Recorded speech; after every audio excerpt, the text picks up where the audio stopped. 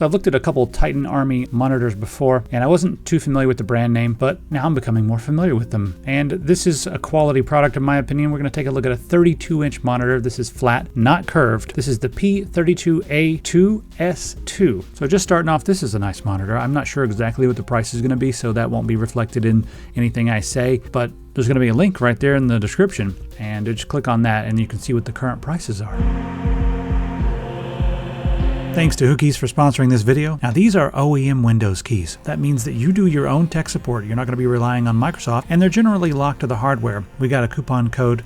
Click on buy now. Put in coupon code TS25. Hit apply, and that price comes down. Now when you compare that to the outrageous prices from Microsoft, you'd have to buy this many times to equal the price of one regular key from Microsoft. As of right now, this Windows 10 Pro key will unlock Windows 11. We also have Windows 10 Home. Windows 11, you can buy it directly, Windows 11 Home, and we have 2 flavors of Office. Once you're finished, all you have to do is click on your user account up here, go to your user center, click on My Purchase Orders, just View Keys and Codes, then you can just copy and paste your key, hit Start, type Activate, click on Activation Settings, paste it in there, click on Next, and you will be activated. So head on over to Whokeys.com to get yourself an OEM Windows key at a price that makes sense. Now this is a fast IPS, they call it, which is made for gaming. It's 240 Hertz. You do have your FreeSync, so you can, that'll work with G-Sync as well, by the way. And you can turn that on and get that adaptive refresh rate to make everything look nice and smooth. No need for V-Sync anymore with that. It basically is a perfect V-Sync. Now we also have HDR 400 on this, and we have 97% of the DCI P3 gamut, and it's 2560 by 1440. I'll talk about the resolution first.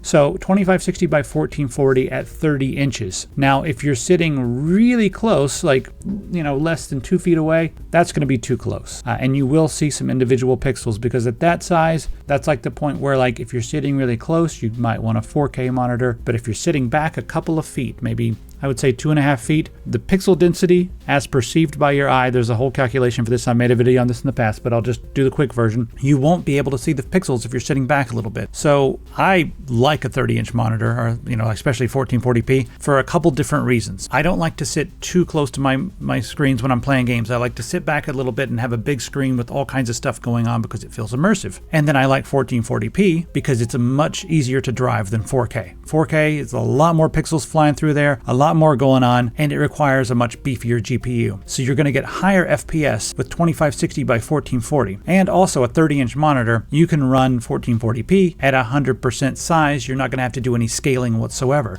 With 4K, you do have to do scaling in Windows. That kind of defeats a little bit of the purpose, because if I want all those pixels, I want to see them all, and I don't want my menus to be, bigger or whatever, have to be chunkier. So with a 1440p display, just run it at 100%, no scaling, sit back a little bit, and it looks awesome. So I really enjoy 1440p at 27 inches to around 30 or 31 inches, 32 starting to push it, and then beyond that, I'll go for 4K. All right, so the HDR support. So it's got HDR 400, and I usually kind of like, whatever, but this one, it was fine. It looked bright enough to me, as long as you're not playing it with like super bright room, but it actually did improve the quality of the colors. Now it's hard to see with my camera because it's not HDR, but I thought it looked pretty good. I don't think that should be a huge selling feature, because HDR 400 is just like checking a box. We got HDR, but turning it on and off in the games that supported HDR, it did look, a little bit better. So cool. I'll leave the HDR on. The contrast ratio on this is 1000:1. You do get slightly better blacks with like a VA panel, but this one looked, good to me. I know a lot of people they have problems with the black levels on IPS. I never have. I do like the black levels on CRTs and OLED panels, but between, VA panels and this, VA looks a little bit better for the black levels, but the colors look better with IPS to me, so that kind of makes IPS look better to me. So that's how I, look at this. The brightness is 350 nits, and since it's an IPS, we do have those wide viewing angles of 178 degrees in both the vertical and the horizontal. Now, speaking of vertical and horizontal, let's talk about the stand. It's got a 3-point stand. It sits on the desk. It's metal. Feels good. It's got a spot in the back for routing your cables.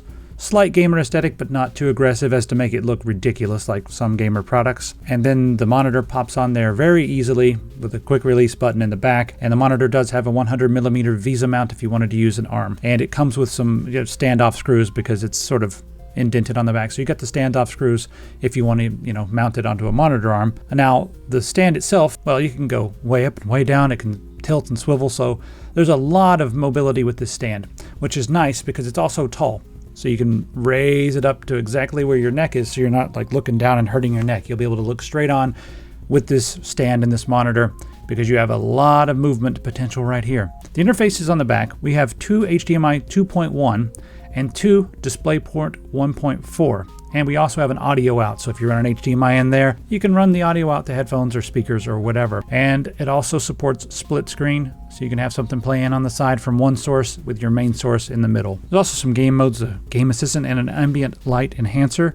I usually don't turn those on because I like to see the games how they are, but if you want like, a little better ambient light or whatever, you can turn that on. We also have some ambient light in the back. There's like a red LED, and that'll turn on whenever you plug it in. So gaming on this felt really good. I played a whole bunch of different games, some fast, some slow, some chill, whatever, just to see how it ran. And I want to say the colors on this are really good. Now let's talk about ghosting. So IPS are usually better at ghosting when compared to VA panels. I want to try one of the new like gaming grade VA. I haven't tried one of those yet, but Titan Army's sending one of those over, so I'll be able to compare them. But I like to jump into dusk because the edges of the enemies and the buildings are very, very obvious in a game that's like kind of lo-fi like this. So when you're moving around, these are photos I took, you can see the ghosting. Now, in order to see the ghosting, ignore this, I was using it for backlighting on the monitor. In order to see the ghosting, you have to like move your mouse like this, like really fast, and then take a photo. In order to do that, I'm taking photos at 1/250th of a second because this is a 240 hertz display. I want to be able to capture an entire frame